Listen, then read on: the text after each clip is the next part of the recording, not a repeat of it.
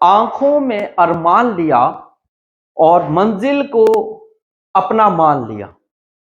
मुश्किल क्या है, आसान क्या है, जो ठान लिया सो ठान लिया। जय हिंद दोस्तों, स्वागत है आज की क्लास। और आज की क्लास है हमारी मैथमेटिक्स की, और मैथमेटिक्स में हमारा नंबर सिस्टम क्लास चल रही है। तो आज हम आगे कंटिन्यू करते हैं बच्चों। सब कुछ आसान है, भाज्यता पर आधारित प्रश्न हम कर रहे हैं। और भाज्यता पर जो हमारे ये प्रश्न है, इन प्रश्नों में जो डिविजिबिलिटी रूल है, जो डिविजिबिलिटी बोलते हैं भाज्यता को, तो ये जो डिविजिबिलिटी रूल है, इसके लिए कुछ ना कुछ स्टेप्स होते हैं। उन पॉइंट्स को आपको लर्न करना पड़ेगा, दिमाग में रखना पड़ेगा। इन चीजों को, यानी कि पॉइंट्स को तो भैया दिमाग को हिला देने वाले हैं, मगर आपको ये पॉइंट्स कैसे याद रखने हैं, मैं उनको वन बाय वन जो है वो आपको बहुत ही बेहतरीन तरीके से समझाने जा रहा हूं। सेशन बहुत बेटर और बहुत ही अच्छा होने जा रहा है। वीडियो को देखते ही शेयर कर दीजिएगा। जितने भी बच्चे हैं वीडियो को देखते ही शेयर कर दीजिएगा, बड़े हैं तो छोटे हैं, जो भी हैं हमारे श्रोता, जितने भी देख रहे हैं वीडियो को शेयर करिएगा। और इस क्लास को जो है उस बच्चे तक पहुंचाइए जिस बच्चे को पढ़ाई की जरूरत है। तो स्टार्ट करते हैं। आज का फर्स्ट रूल है, पहला रूल बोलता है दो का भाज्य होगी।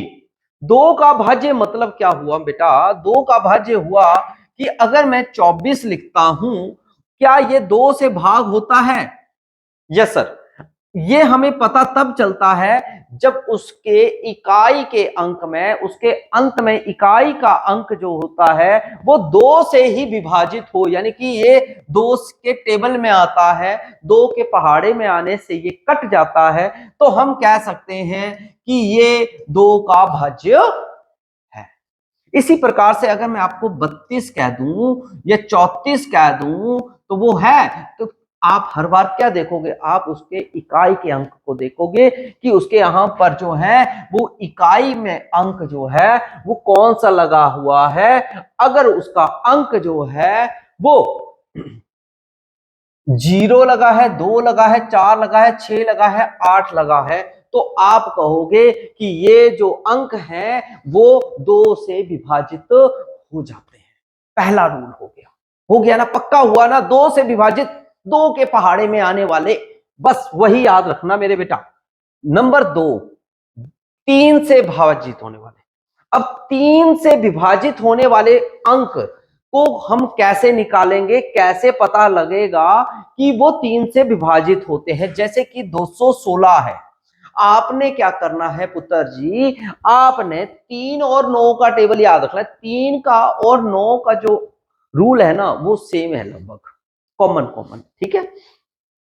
देखो, आपने इन डिजिट्स को जोड़ लेना है। क्या करना है? इन डिजिट्स को जोड़ना है। 6, 7, 8, 9, तो इसका सम कितना हुआ? 9 हुआ। हुआ ना? हुआ। और 9 जो है वो 3 के टेबल से कट जाता है। 3 तिया 9, 3 तिया 9, कटा ना? कटा। तो ये हमारा तीसरा, सॉरी, दूसरा रूल है जो कि 3 से भाज्य होता है।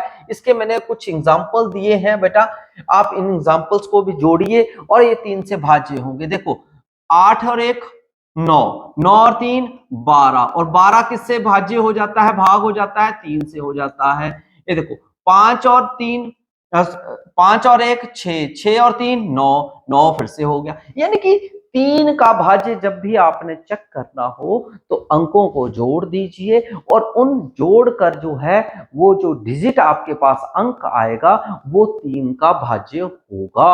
अगर नहीं होता है तो वो 3 का भाज्य नहीं होगा, यानी कि not divisible by 3 when the all digit we add and then get the multiple of 3.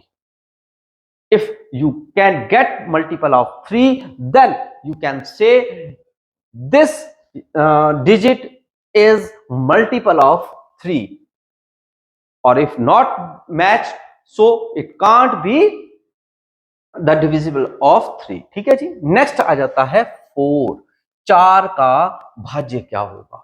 अब 4 के भाज्य को हम कैसे चेक करेंगे बेटा जी? आपको अगर 216 दिया है तो आपने अंतिम आखिर के 2 यूनिट प्लेसेस देखने हैं, इकाई और दहाई, यूनिट और टेंस प्लेस, यानी कि ये चेक करना है। अगर ये 4 से विभाजित हो रहा है तो वो डिजिट जो है वो 4 से भाज्य होगा। जैसा कि मैंने ये एग्जांपल्स दिए हैं, देखिए 16 है, 24 है, 64 है, लास्ट के 2 डिजिट को ही आपने देखना है। तो ये आपका डिविजिबिलिटी रूल 4 का रहेगा। चलो बच्चों अगला बताते हैं 5 का। 5 का कैसे पता लगता है? हमें हर बार पता होता है जिसके पीछे 0, 5 इकाई का अंक ही देखना है, यूनिट प्लेस का। अगर 5 लगा हो या 0 लगा हो तो आपने चेक कर लेना है क्या वो 5 से जा रहा है कि नहीं जा रहा है। नहीं जा रहा है तो वो 5 का भाज्य नहीं हुआ। क्वेश्चन में पूछा होगा कि इसका है कि नहीं है, तो फिर आपको आइडिया लग जाएगा। नेक्स्ट आता है 6 का भाज्य। अगर देखना है तो 6 का भाज्य जो है वो 2 और 3 से जुड़ा हुआ है। किससे जुड़ा हुआ है? 2 और 3 से। क्यों? जैसे 216 है, ठीक है, अब 216 है तो वो किससे जुड़ा हुआ है? 2 और 3 से। चेक कर सकते हो, 2 से भी जाएगा और 3 से भी जाएगा, यानी कि ये दोनों से ही जुड़ा होता है। इसलिए हम 2 और 3 से ही कंपेयर कर लेते हैं। अब वहां पर बड़े से बड़ा भाज्य पूछ सकते हैं या छोटे से छोटा भाज्य। अगर बड़ा छोटे से छोटा पूछेंगे तो 2 आंसर आ जाए, ठीक है।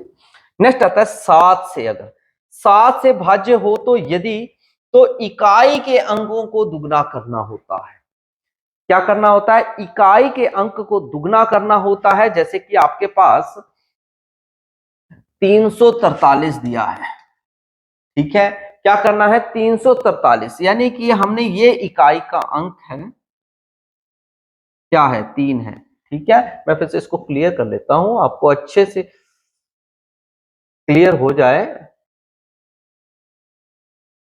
343, तो ये इकाई का अंक है, इसको आपने डबल करना होता है। तो अब इसको डबल किया तो कितना आया? 6 आया। कितना आया?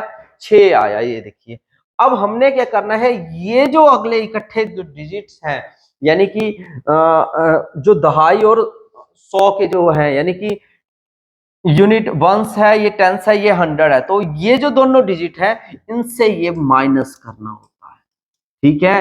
34 है,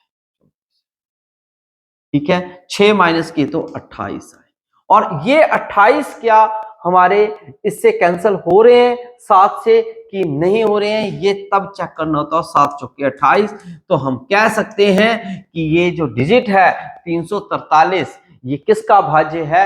ये 7 का भाज्य है। किसका भाज्य है? 7 का भाज्य।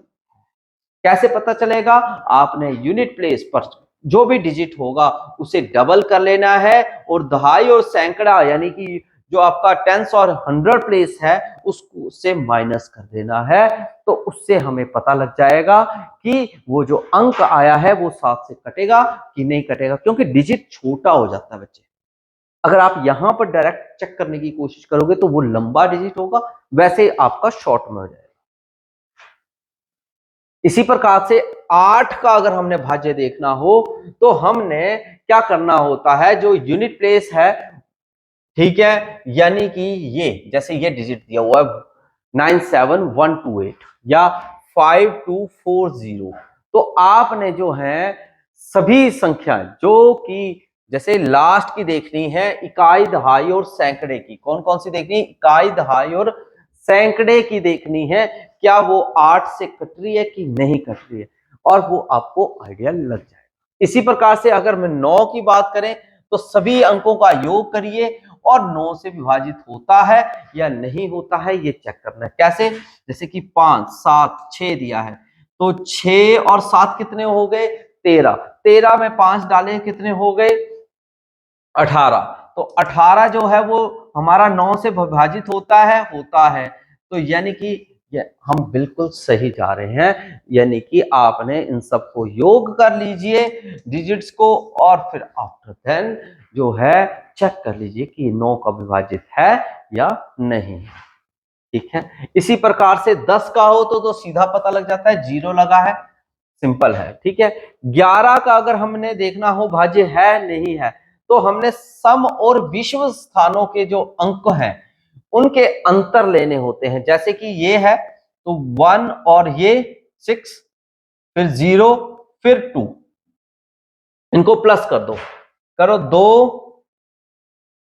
6 और 1, 6 2 8 और 1 9, ठीक है। 3 1 3 1 4 हो गए और 5 9, 9 आ गए, ठीक है। और इनका अंतर, अंतर मतलब दोनों को माइनस कर देना बेटा, और वो 0 के बराबर आना है, ठीक है। अगर वो 0 आ जाता है तो देखिए 0 या 11 हो तो उसका गुण का मतलब यानी कि मल्टीपल ऑफ 11 भी हो सकता है, ठीक है। यानी कि मान लो 22 आ गया तो वो 11 का ही गुणज आया है, यानी कि मल्टीपल डिविजिबल आया है, तो हम कह सकते हैं कि वो 11 का ही भाज्य होगा। तो ये रूल्स आपको दिमाग में रखने हैं, वीडियो को बार बार देखिएगा क्या बातें बोली गई हैं, और यही वीडियो आपके काम में आएगी। फर्स्ट क्वेश्चन के साथ चलते हैं, बहुत ही बेहतरीन क्वेश्चन। यदि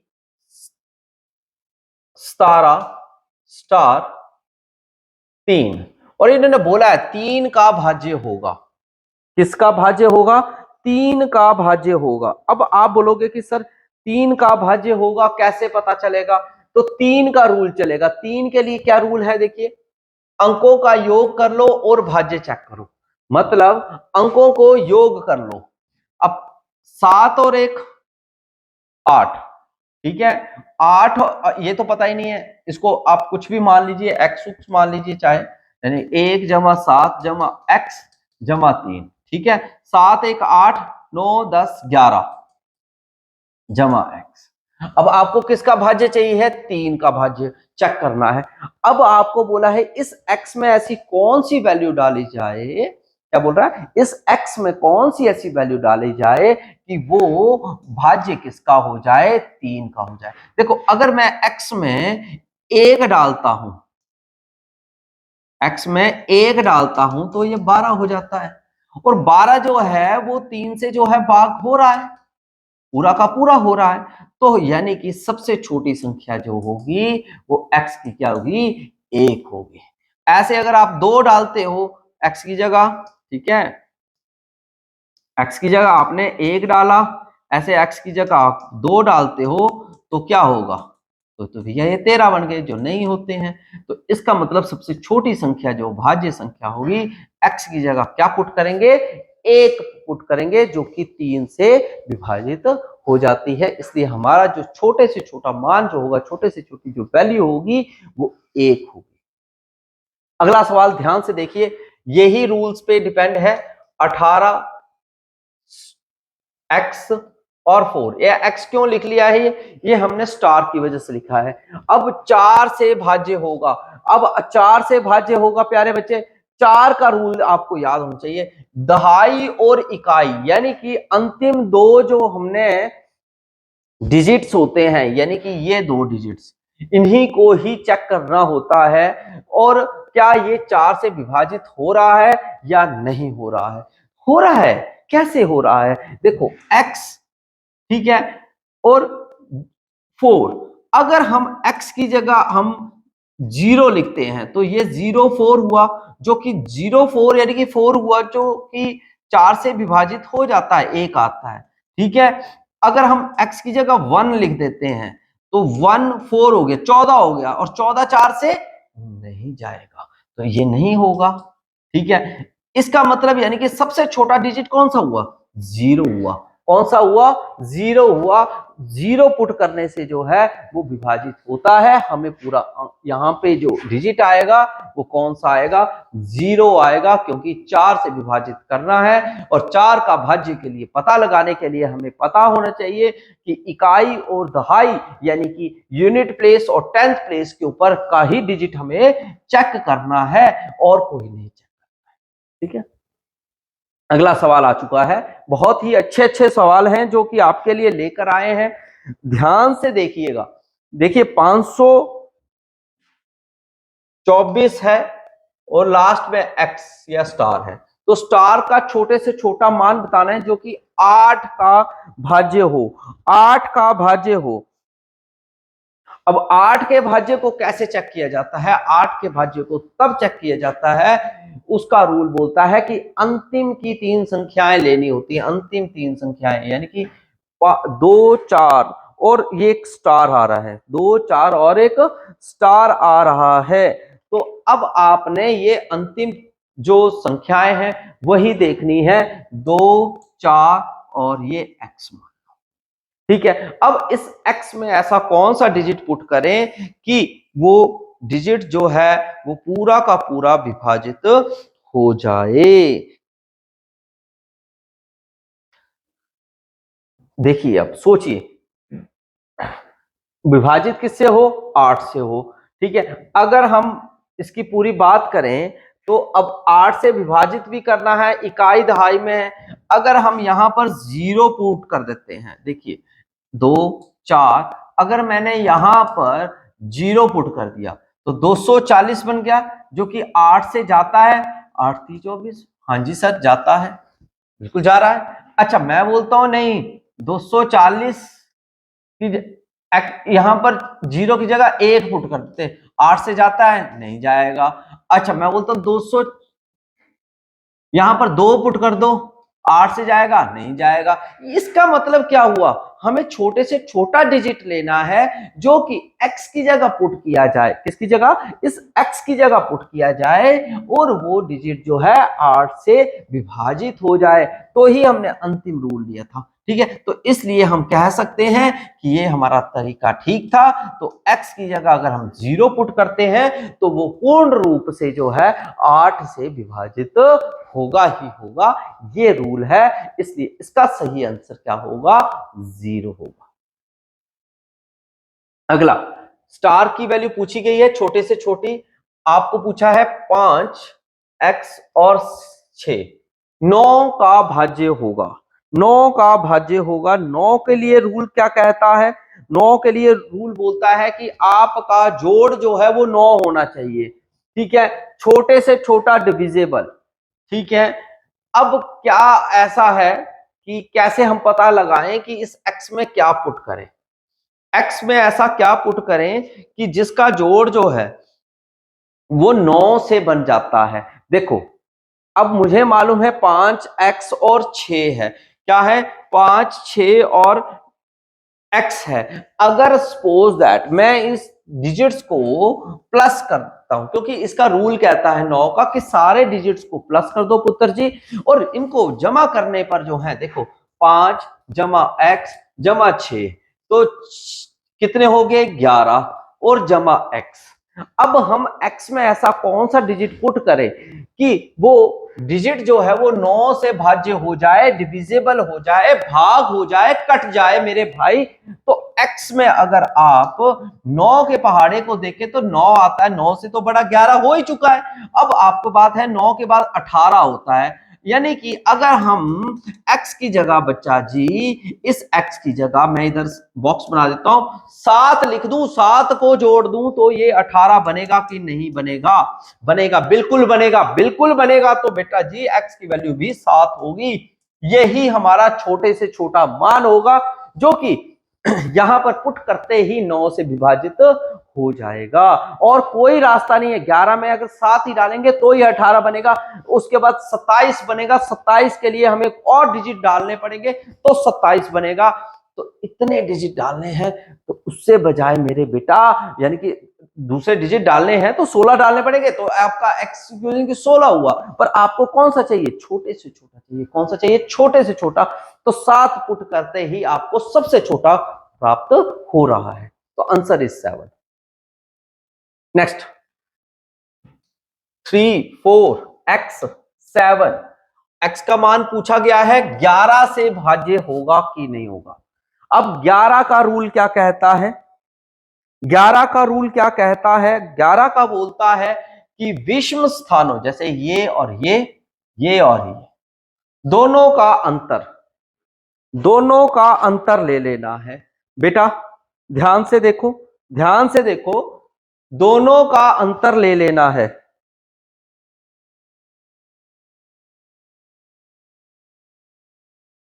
क्वेश्चन में मुझे लग रहा है कुछ मिस्टेक ना हुई हो, देख रहा हूं, नहीं ठीक है, ठीक है, चलेगा।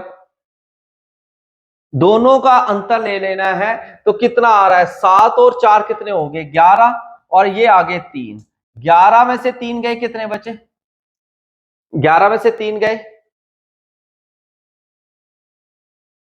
-8, कितने आ रहे हैं? -8 आ रहे हैं। कितने आ रहे हैं बेटा? -8 आ रहे हैं, यानी कि 8 आ रहे हैं। कितने आ रहे हैं? 8 आ रहे हैं। 8 आ रहे हैं, ठीक है। और इन्होंने पूछा था कि x के स्थान पर कौन सा अंक होगा? x के स्थान पर 8 होगा। आपने ये 11 की संख्या के भाज्य का रूल दिमाग में बिठाना है, तो ये 8 इसमें आंसर रहेगा। ठीक है, कोई डाउट है किसी को? कोई है तो वो पूछ सकता है। ठीक है, अगला सवाल है 5, ये x है 3 4 5 7 और ये 11 का भाज्य ही पूछा है। 11 का भाज्य पूछा है, मैंने आपको बताया है इसके विषम स्थानों को कलेक्ट कर लो और यूं कर लो। कितने हो गए? पहले 5 3 8 और 5 13, ठीक है। और यहां पर 7 और 3 कितने हो गए? 7 और 3 कितने हो गए बेटे? 7 और 3, 3 है 4 है? 4 है भाई, 3 नहीं है 4 है। क्या कर रहे हैं? कमेंट करते रह रहे। 7 और 4 11, कितने हो गए? 11। और इसको आपस में माइनस कर दो, वही डिजिट आएगा, यानी कि 2। तो आपको यहां पर क्या प्लस करना, मतलब प्लेस करना है? 2 डिजिट प्लेस करना है। ये 11 के भाज्य का रूल है। 11 के भाज्य का रूल है। वीडियो कैसी लगी? आज की दमदार वीडियो है, दमदार बच्चों के साथ। आपने इस वीडियो को शेयर कर देना है और इन रूल्स को दिमाग में डाल लेना है। दोबारा मिलेंगे नई क्लास में, तब तक के लिए अपना खास ख्याल रखना प्यारे बच्चों। तब तक के लिए जय हिंद, जय भारत, जय हिमाचल।